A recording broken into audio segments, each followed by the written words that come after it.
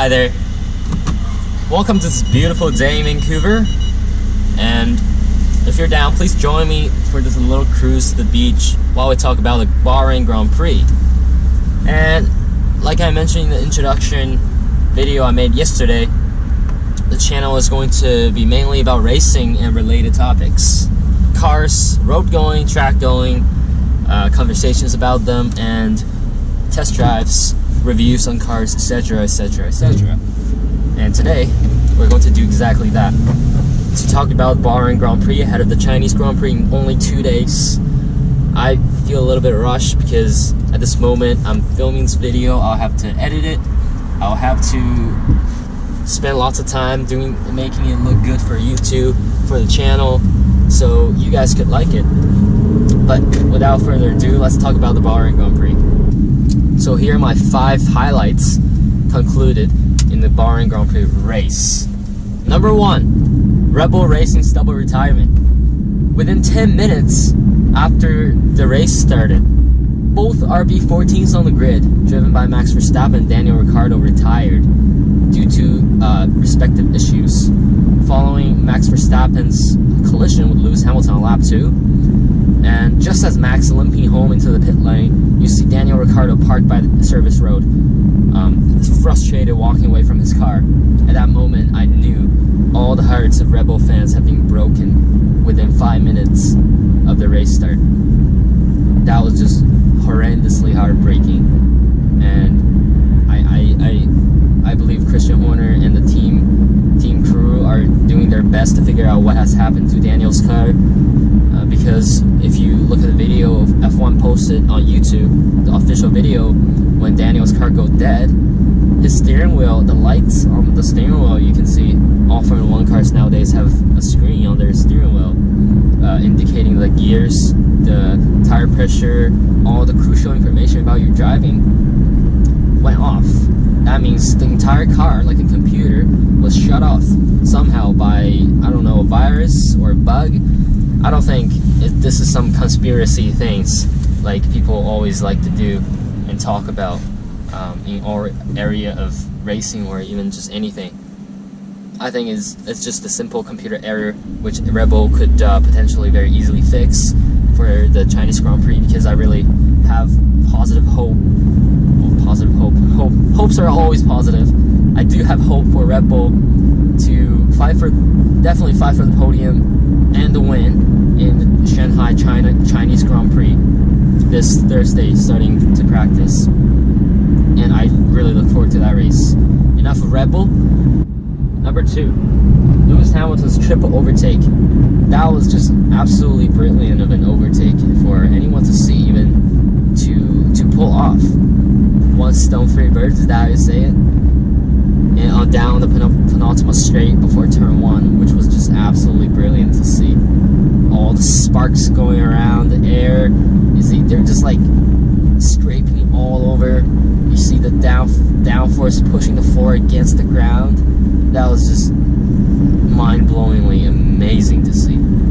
I can't wait to see another action like that in China, hopefully, because China has some great straights to overtake. Major straight lines, actually. One of the longest. I know Abu Dhabi has the longest straight line, and I believe it was like 2 kilometers. But I do expect lots from China next race, so stay tuned for that. Number 3, Pierre Gasly storming 4th for Honda Toro Rosso. So jokes have been going around in the paddock and outside of the grid about Honda's performance and how McLaren is suffering because of them. But I personally never believed, I wouldn't say believed, but I definitely doubted Honda and their abilities. But I don't think such a historic engine manufacturer could keep suffering in such a modern era in Formula 1 just because they can't perfect the hybrid technology. Because remember McLaren Honda back in the 1970s, 80s, when Ayrton Senna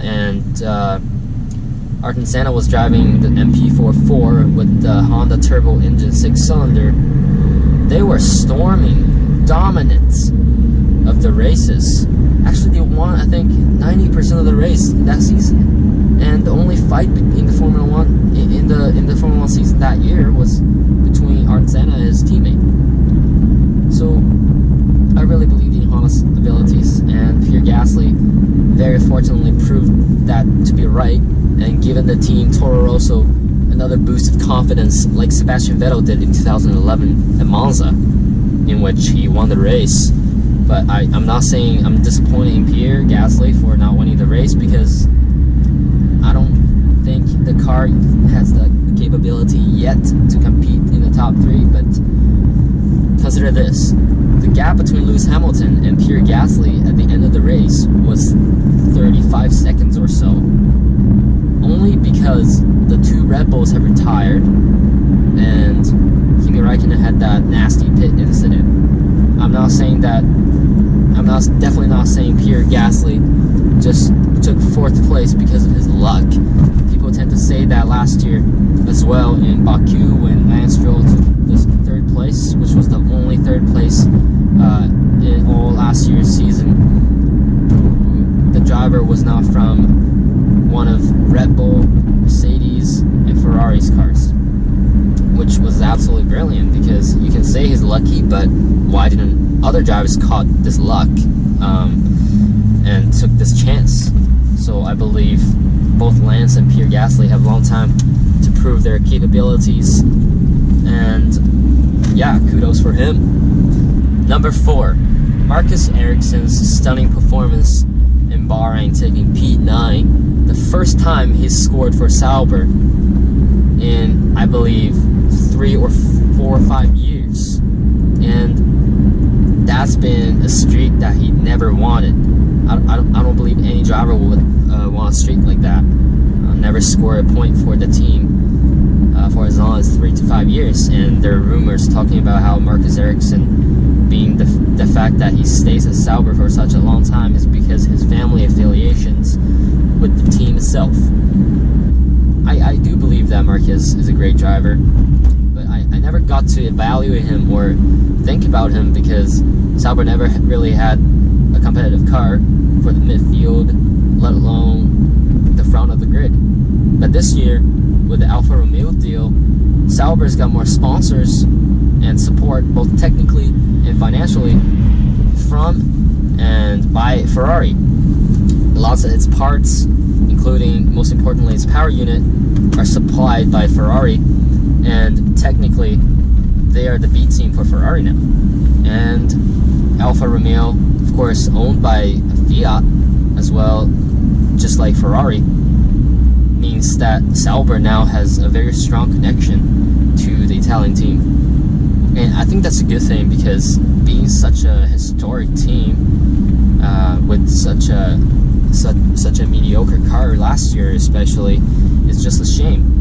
And I really hope to see Sauber climbing up the grid to fight for maybe the top positions. But for now, the midfield, like the team principal said last year, their goal was to fight the midfield by this year, and they have done so with Marcus Ericsson. And I do really believe in Leclerc's ability to drive that Sauber, because he's so talented in Bahrain Formula 2 last year. Oh my, AMG GTC, absolutely brilliant. That guy gave me a thumb up. Absolutely love people doing that. When you have a great car and you compliment on that, people really appreciate it, and they let you know. It's a great feeling to connect with owners and just like-minded people, basically. Yeah, along with the topic we're talking about, I hope Sauber achieve what they want. Actually, I think they've got a decently competitive car, actually very good, exceeding their expectations last year, because no one really believed them, including myself, that they will be able to fight the midfield by this year, and they've done so. Even if considering if the 2 Red Bulls did not retire, pushing Marcus Ericsson 2 positions back, he would still finish 11th, and plus Kimi Raikkonen's incident, who would be in front of Marcus Ericsson, making him finish 12th, which is still the midfield. And that was the position where Haas and maybe Force India were finishing around last season. And that's just stunning performance by Sauber in the second race of the season. So yeah, I do expect lots from Sauber now in this season, especially after the stunning performance by one of their most experienced drivers right now. Last but not least, we go to number 5, Sebastian Vettel's stormy success in winning 2 races in a row, the first 2 races of one Formula 1 season. I think it's a very rare thing to see for a world champion or just any race driver to win the first 2 races of any given Formula 1 season, and we've seen this last Sunday, which was amazing to see. And I truly did not wish Sebastian to win, because I myself, I have to admit, I'm a fan for Mercedes-AMG. But his win was absolutely stellar. He drove those tires at the end of the race like on ice when they were completely done. He said that in his team radio after the race, that the tires at the end of the race, 10 laps or so, they were completely gone. And I agree, because Pirelli has tuned all the tires from last year to this year 1 step softer, which means last year's super soft becomes this year's soft, and last year's ultra soft become this year's super soft, and of course last year's soft become this year's medium. So what Vettel was doing on his tires this race at the end of the Bahrain Grand Prix was driving super softs for almost 40 laps. And if you can just imagine that, what we saw last year in Bahrain was everybody mostly had a 1 stop, where they started on the super soft tires and changed them to the softs. So basically translate into this year's tires that's starting on the softs and medium, which was what Mercedes did with Valtteri Bottas, and I think Lewis Hamilton did the same strategy too, but I have to check on that. However, Ferrari put a very risky set of decisions on Sebastian Vettel, putting him on the 1-stop strategy, which he utilized very well and won the race to prove that the strategy has worked.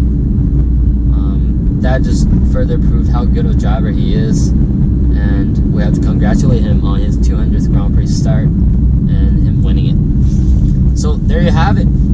Those are the top 5 highlights of the Bahrain Grand Prix 2018. I look forward to the Chinese Grand Prix, and we'll talk about it then afterwards. But as of now, thank you guys so much for watching, and I'll see you guys after this.